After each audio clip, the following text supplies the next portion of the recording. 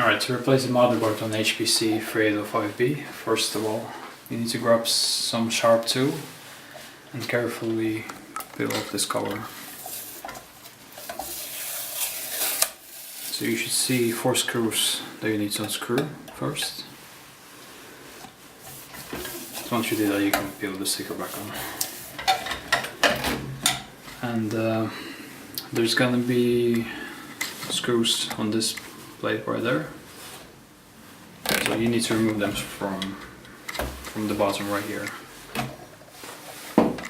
So after you do that, gently lift the cover and disconnect the black and yellow wire. That's you're gonna have more room to play around. Alright, so there's gonna be 3 connections left after you remove the black and yellow.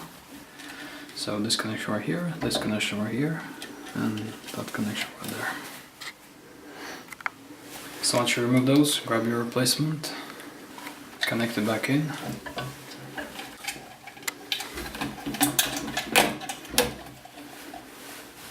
Put the control box back and screw it in at the bottom of the screws.